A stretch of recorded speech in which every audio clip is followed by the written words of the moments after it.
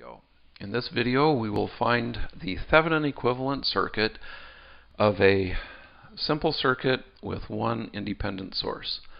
So the circuit that we will find the Thevenin equivalent of is on the left. You can see there's one independent source, and on the right I've shown the structure of the Thevenin equivalent circuit.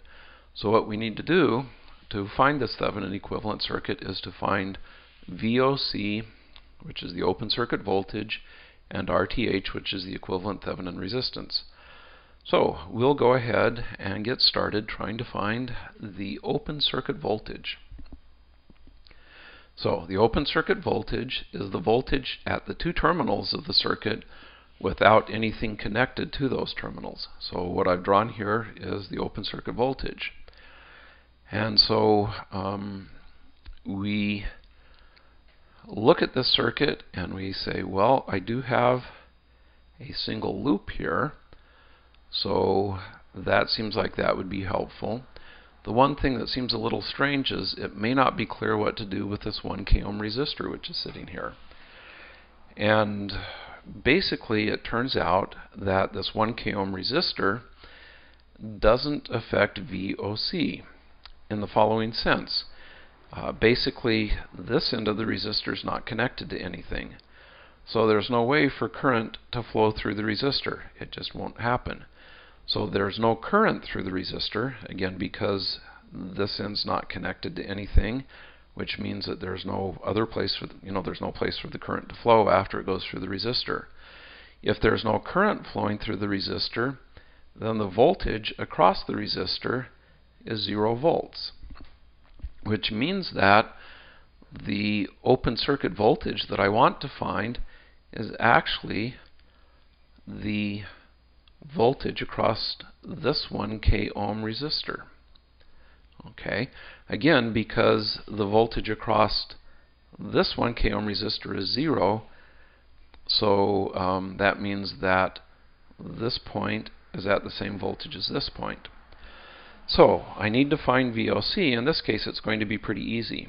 I have VOC is equal to, I can use a voltage divider because I have this 8 volt source in series with a 2 k ohm resistor and a 1 k ohm resistor. So it's going to be 8 volts times 1 k ohm over 1 k ohm plus 2 k ohms, which turns out to be 8/3 volts, which I guess if I wanted to write this in decimal form, this is 2.667 volts. Have I got that right? Yeah, I think I've got that right. So we're halfway there in the sense that we now know what the open circuit voltage is. Now what I need to do is find the short circuit current. And to do that, let's tidy up a little bit. We'll get rid of this guy, get rid of this guy.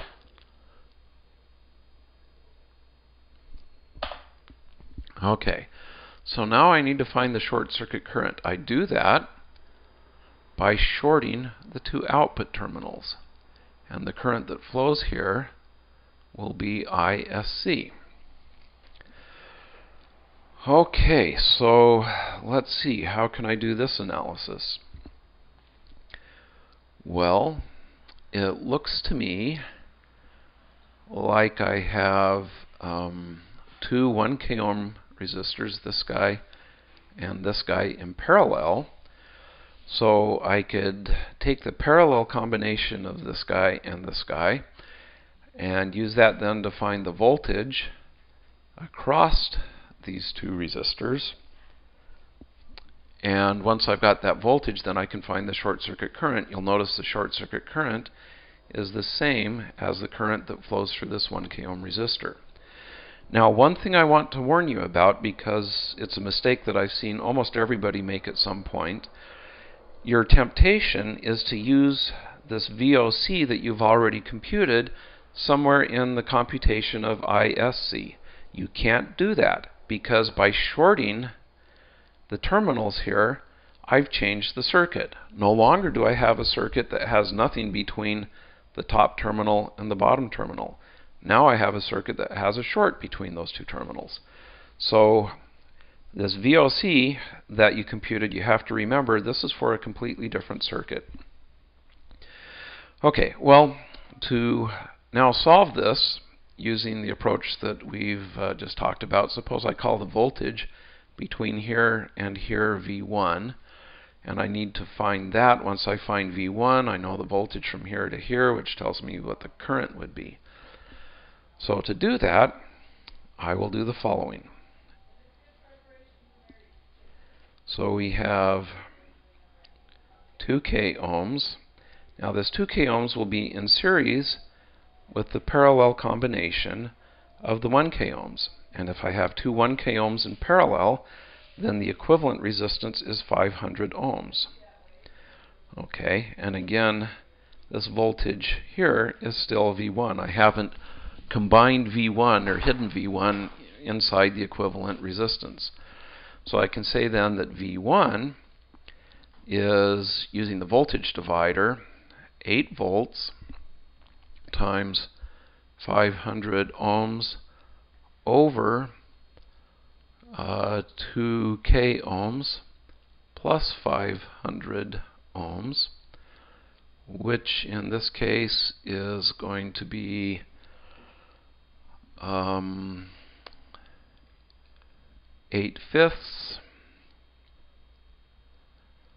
which I can write as 1.6 volts.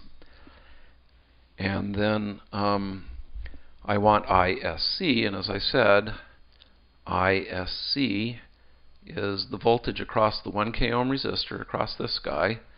So that's going to be 1.6 volts divided by 1K ohms, which is then 1.6 milliamps. Okay, so we have the open circuit voltage, which we got here. We now have the short circuit current, which we have here. So we can find the Thevenin equivalent resistance as, let's see, we'll do it up here. RTH is 2.667 volts over 1.6 milliamps, which when I work this out should be equal to, well, let's see what it is when we work it out.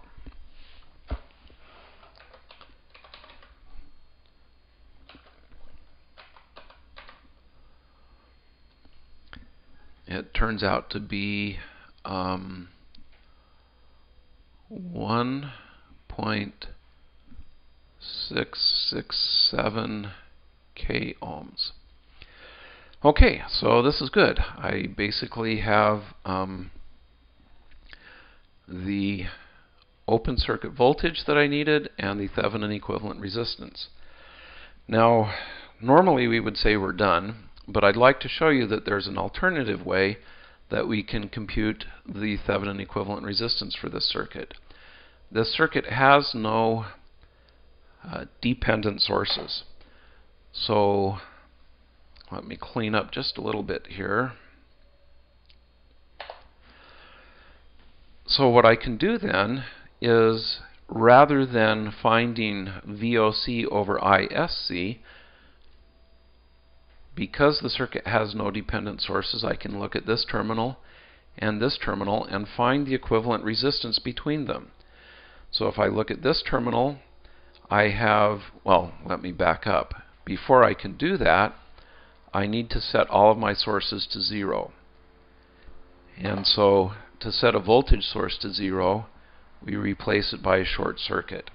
Okay, now we can do what we need to do. You'll notice that this 2K ohm resistor and this 1K ohm resistor are in parallel. So I can replace this 2K ohm and 1K ohm resistor with the following: 1K ohm times 2K ohms over 1K ohm plus 2K ohms, which should be 667 ohms. So now I can replace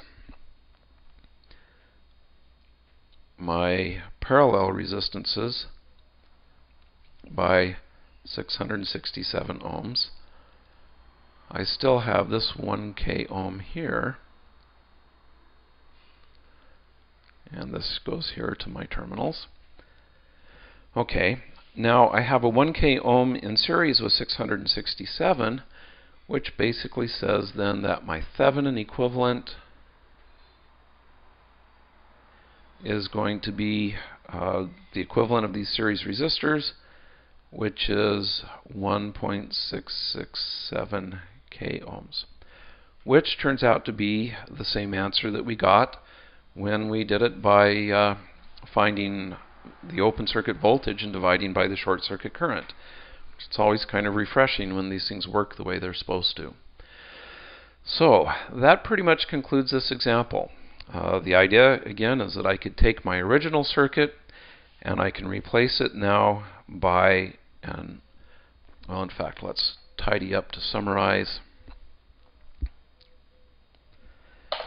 I can replace it by a single source, which is 2.667 volts. This is my open circuit voltage, and a single resistor, which is 1.667 k ohms.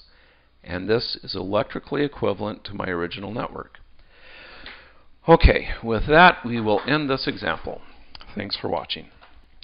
Welcome. In this video, we will introduce Kirchhoff's current law, which is one of the fundamental laws used in circuit analysis.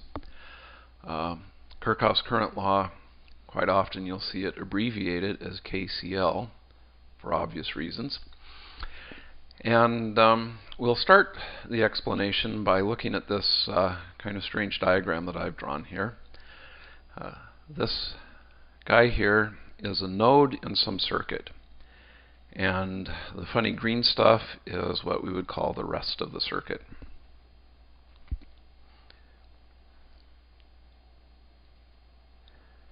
And the thing is, for Kirchhoff's current law, we don't even care what the rest of the circuit is. What we're going to, in order to state it, basically the way it would work for this particular picture, one way of stating it is I1 plus I2 plus I3 plus I4 plus I5 is equal to 0. In words, the sum of all the currents entering a node, this is our node, is equal to 0.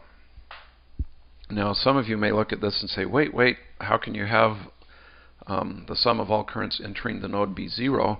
Well, it means that some of these currents are going to be negative, so that the way we've drawn the arrows won't show how all of the currents are going to flow. Some of the currents will be flowing out of the node. Otherwise, I can't have the sum of currents being 0.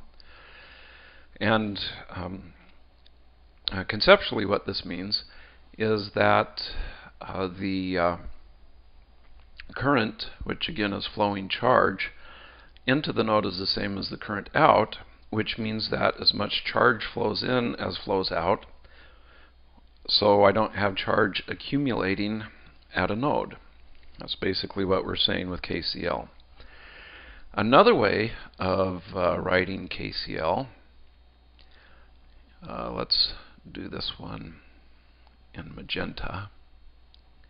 Suppose some of the currents are going the opposite direction. So for example, I3, we'll assume I4 is still going the same direction, but I5 changes direction. So a way I can write KCL for this one is I1 plus I2 plus I4 is equal to I3 plus I5. In words, the sum of the currents entering the node is equal to the sum of the currents leaving the node. Either you can convince yourself that these are mathematically correct or mathematically identical. I tend to prefer the second statement just because it intuitively makes sense to me that the current flowing in has to be the same, or the total current flowing in has to be the same as the total current leaving the node. So with that as an introduction, let's actually do an example.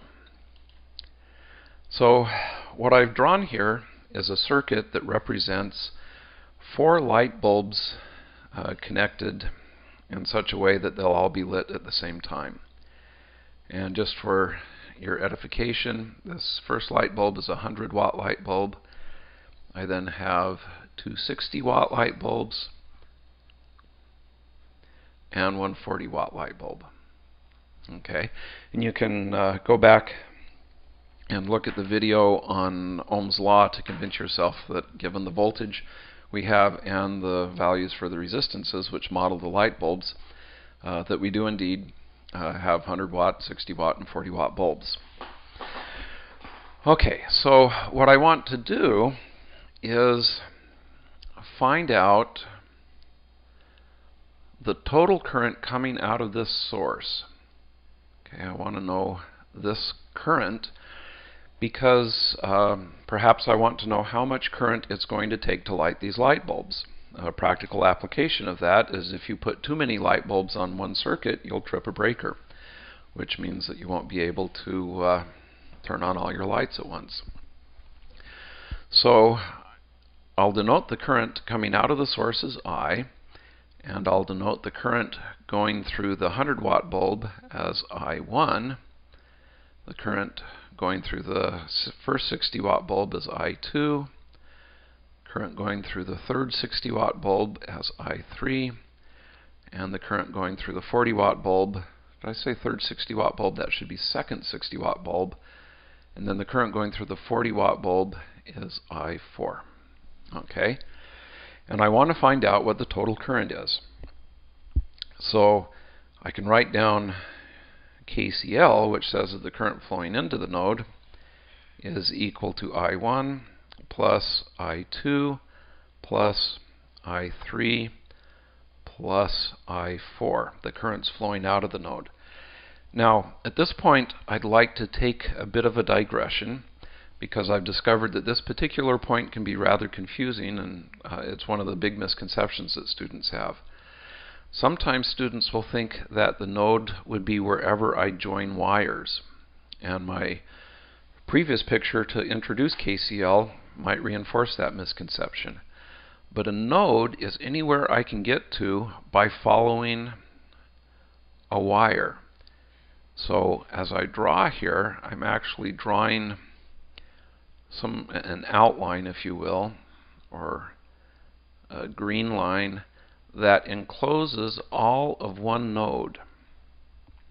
Okay, so this part that I've drawn in green is all one node. And the way I can tell that is I can get from any point, say this point here, over to some other point, say this point here, by just following a wire. There are no components on my path from here to here. And if you look at the way I've drawn this green outline, there are no components on the path between any part of the wire in the green outline to any other part of the wire in the green outline. So this green thing is a node. And because it's a node, I can apply Kirchhoff's current law to it, which gives me the equation that we have. Similarly, the part that I'm outlining in red is also all one node, using the exact same logic.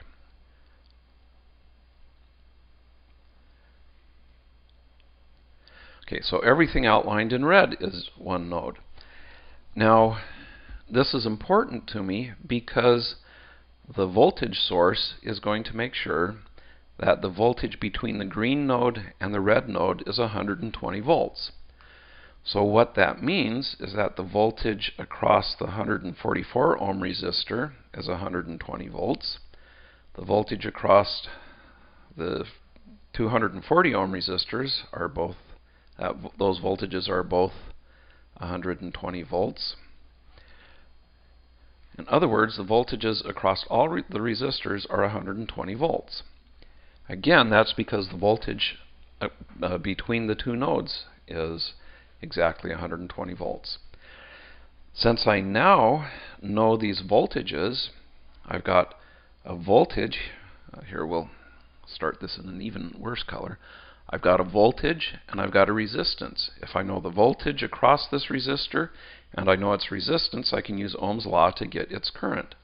So I1 will be 120 volts over 144 ohms, which turns out to be 0.83 amps. Similarly, let's see, what's a beautiful color? I2 will be 120 volts over 240 ohms, which is 0.5 amps. I3 will be the same, 120 volts over 240 ohms, which is 0.5 amps. And I4 will be 120 volts over 360 ohms, which is 0.33 amps. Okay, so if I plug all of these numbers in and solve for I get that I is equal to 0.83 amps from I1 plus 0.5 amps plus 0.5 amps plus 0.33 amps, which I will try to do this math in my head, which means I'll probably get it wrong, is 2.16 amps. Okay, so what this says is that the voltage source, in order to keep 120 volts across each of the light bulbs, will have to put out a total of 2.16 amps. Okay, so the last point I want to make is you'll notice that the currents leaving the node, I1, I2, I3, and I4, you'll notice that these currents are not all the same. This is a common misconception, that if I have a bunch of if I have a current coming out of a source and I have a bunch of resistors that current splits into, that it splits into equal currents for each resistor, and that's not true. The current will depend on the value of the resistor. So that's why I1 is the largest, because the resistance, 144 ohms, is the smallest. That's why I4 is the smallest, because it has the largest resistance. So that concludes our discussion, our presentation of Kirchhoff's current law. I hope you enjoyed it.